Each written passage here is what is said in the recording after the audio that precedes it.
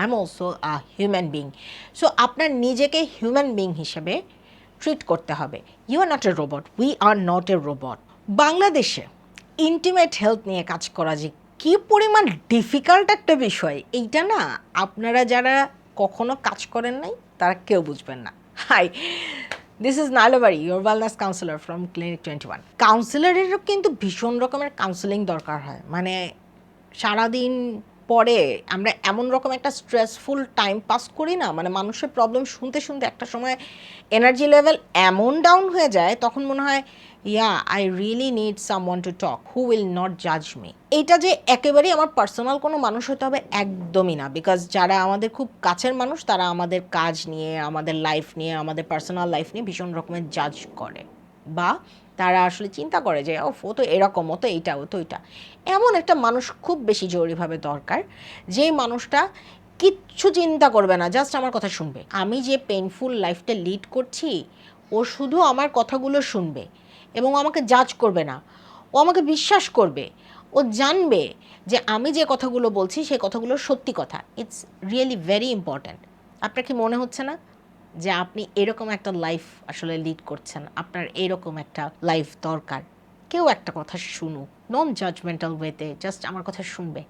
জানেন, মেয়েরা প্রচুর ফোনে কথা বলে এবং তার ফ্যামিলি মেম্বারদের সাথে কথা বলে। তার রিজনটা কি? রিজনটা আসলে unnecessary reason. They need to spend their time, they need to just vent out. কিছু একটা বলে ফেললাম, শ্বশুরবাড়ি থেকে পেইন দিচ্ছে, বলে ফেললাম। ননদ ডিস্টার্ব করছে, বলে ফেললাম। অফিসে নিয়ে ঝামেলা হচ্ছে, বলে ফেললাম। প্রবলেমটা সবচেয়ে বেশি ফেস করে ছেলেরা। আমাদের দেশের ছেলেরা তাদের যেই এক্সটার্নাল প্রবলেমগুলো আছে, সেই এক্সটার্নাল প্রবলেমগুলো নিয়ে ফ্যামিলির কারোর সাথে শেয়ার করতে পারে না। এটা শেয়ার করতে না পারার কারণ হচ্ছে আমাদের দেশের যেই পার্সপেক্টিভটা তৈরি হচ্ছে বা তৈরি হয়েছে এত বছর ধরে, যে একটা ছেলে খুব স্ট্রং হবে, ছেলেরা ভীষণ ইন্ডিপেন্ডেন্ট, তারা ইনকাম করে, তারা আসলে ছাতার মতো, দেয়ার জাস্ট আমব্রেলা, তাদের কোনো কষ্ট নাই, তারা কখনো কাঁদতে পারে না। কিন্তু মজার ব্যাপার হচ্ছে যখন তাদেরকে কন্টিনিউয়াসলি তাদের অফিস এনভায়রনমেন্টে ভীষণ রকমের জাজ করা হয়, তখন তো তারাও কষ্ট পায়, তাদেরও কর্টিসল লেভেল বাড়ে। তাদের ফ্রেন্ডরা যখন তাদেরকে কোনো না কোনোভাবে দুষ্টামি করছে, ফাজলামি করছে, তাদেরও তো আসলে ট্রমা হয়, তাদেরও তো বিরক্ত বাড়ে। হয়তো কারো কারো আছে এরকম যে অফিস থেকে হঠাৎ করে প্রমোশন হওয়ার বদলে তাকে ট্রান্সফার করে দিল, স্ট্রেস বেড়ে গেল।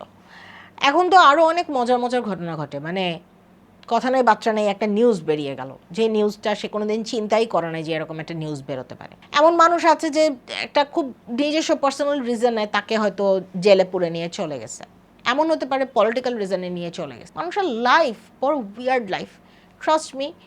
পলিটিক্যাল রিজনে কত মানুষ যে তার পার্সোনাল লাইফ হ্যাম্পার করেছে এবং কত রকমের হ্যাম্পার যে লাইফে হয়েছে, এটা চিন্তা করতে পারবেন না। আমি এমন একটা জায়গায় বসে থাকি, এমন এমন মানুষের এমন গল্প শুনি, যে গল্পগুলো আজকে আমি ক্যামেরার সামনে আপনাদেরকে বলতে পারবো না, কিন্তু একটা কথা বলতে পারবো, সেটা হচ্ছে যে কোনো মানুষ যখন স্ট্রেস থাকবে তাকে না আর স্ট্রেস দিবেন না। কোনো মানুষ যখন স্ট্রেসড থাকে তখন আসলে তাকে একটু রিল্যাক্সেশন দেওয়ার চেষ্টা করবেন। ফ্যামিলি মেম্বাররা না বুঝে অনেক সময় স্ট্রেস দিয়ে ফেলে, বিশেষ করে সারাদিন ধরে যে মানুষটা ঘরের মধ্যে থাকে আরেকজনের জন্য ওয়েট করে। আপনি অফিসে যেই প্রবলেমই ফেস করেন না কেন, তার কাছে মনে হয় কি আপনি সারাদিন বাইরে থেকে আসছেন এবং বাইরে আপনার একটা আলাদা জগৎ আছে। আর যিনি ঘরে থাকেন তার কথা, বাইরে থেকে যে মানুষটা আছে সে মনে করে যে ও তো সারাদিন ঘরেই থাকে, ওর তো আসলে মানে আমার মতো স্ট্রেস যায় না। এই যে ঘরে থাকা আর বাইরে থাকার যেই ভারসাম্যহীনতা, এতে করে যে ঘটনা ঘটে, একজন ওয়াইফের কাছে সবসময় মনে হয় যে তার হাজব্যান্ড না বাইরে কারোর সাথে কারো ব্যাপারে আসক্ত, বন্ধুদের সাথে আসক্ত, বা তার বান্ধবীর সাথে আসক্ত, নতুন কোনো কলিগ হয়েছে কলিগের সাথে আসক্ত। এটা খুব কমন একটা ব্যাপার। একই রকমভাবে যখন একটা মেয়ে আর একটা ছেলের সাথে কথা বলে, তখন হাজব্যান্ডের বাইরে থেকে মনে হয় যে আমার ওয়াইফের তো আসলে কোনো কাজ নেই, ও তো ঘরের মধ্যে বসে বসে সারাদিন খালি আমার ওই টেলিভিশন দেখে, ফোনে কথা বলে, ফোনে চ্যাটিং করে, বাচ্চা দেখে, বাস এটাই হচ্ছে ওর কাজ। বাট বাচ্চা দেখা যায় একটা স্ট্রেস, এটা কি আপনারা জানেন? অনেকে এটাও বলে যে আমার বাচ্চা তো আসলে দেখতে হয় না, আমার বাচ্চা দেখার জন্য কাজের লোক আছে, আমার বাচ্চা দেখার জন্য আমার শাশুড়ি আছে, আমার ওয়াইফকে তো দেখতে হয় না। কিন্তু আপনারা এই জিনিসটাও হয়তো জানেন না, বাচ্চার একটা চিৎকার একটা মায়ের কর্টিসল লেভেল অনেক হাই করে দেয়, এবং এই কারণে মারা পোস্টপার্টাম পিরিয়ড বা ব্লু পিরিয়ডে ভীষণ রকম সাফার করে। এটা তো তার হাজব্যান্ড জানে না, এবং হাজব্যান্ড কেন, এটা বাইরে থেকে কোনো ছেলের পক্ষে এটা বোঝা সম্ভব না, কারণ মায়েরা তো ভীষণ রকমের কানেক্টেড থাকে বাচ্চার ব্যাপারে। যখনই একটা বাচ্চা কান্না করে তখনই তার কাছে মনে হয় এই বোধহয় ওর ক্ষুধা লেগেছে, এই বোধহয় ওর পেট ব্যথা করছে, এই বোধহয় ওর আনকমফোর্টেবল ফিল করছে, এবং এই আনকমফোর্টটাকে ও কমফোর্ট করার জন্য সর্বোচ্চ চেষ্টা করে ওর লাইফের। এটা কিন্তু মায়েদের একদম বিল্ট ইন একটা অনুভূতি। বাবারা কি করে, বাবারা জায়গা মতো যে স্ট্রেসড হয়ে যায় যে না আমি তো সারাদিন বাইরে ইনকাম করছি, সারাদিন বাইরে কাজ করছি, কিন্তু আমার ওয়াইফ তো আমাকে বুঝে না।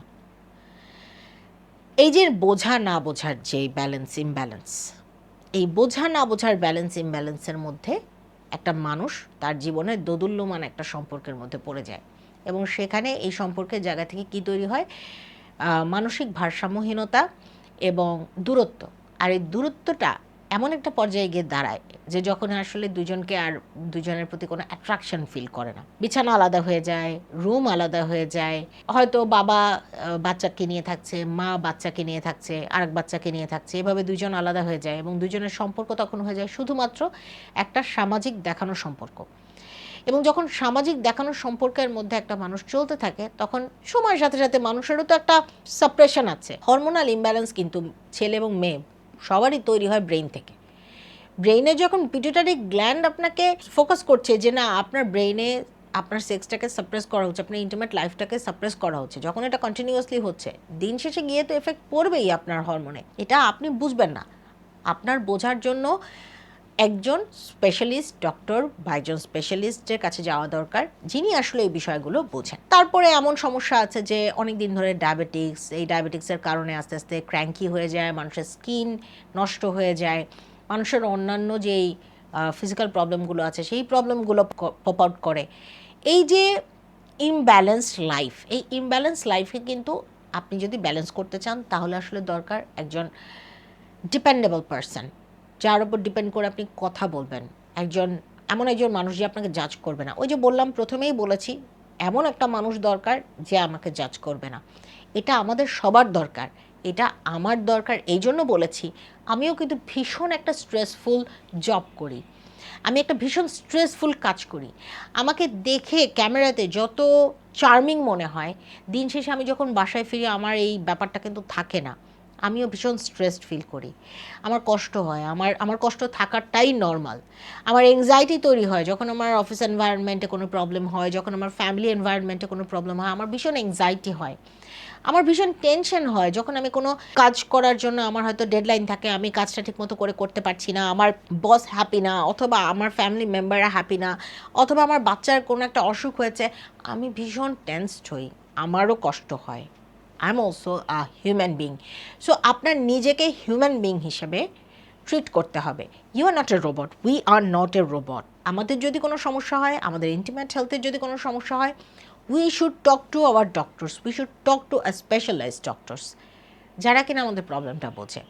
এখন আপনি ভাবছেন আরে ভাই বাংলাদেশে খালি সবই তো 2 নাম্বার। কথাটা ঠিক না, বাংলাদেশে সব কিছু 2 নাম্বার না, বাংলাদেশেও অনেক ভালো কিছু আছে। এই ভালো কিছু ব্যাপারটা আপনাকেই খুঁজে বের করতে হবে। আমরা ক্লিনিক 21 আছি আপনাদের ইন্টিমেট হেলথের সমস্যার সমাধান করার জন্য। আপনাদের ক্লিনিক 21-এ চলে আসতে পারেন, মানে আপনার ইন্টিমেট হেলথের জন্য। এবং আপনার রিলেশনশিপ নিয়েও যদি আপনি কোনো প্রবলেম ফেস করে থাকেন সেটাও কিন্তু আপনি এখানে আসতে পারেন।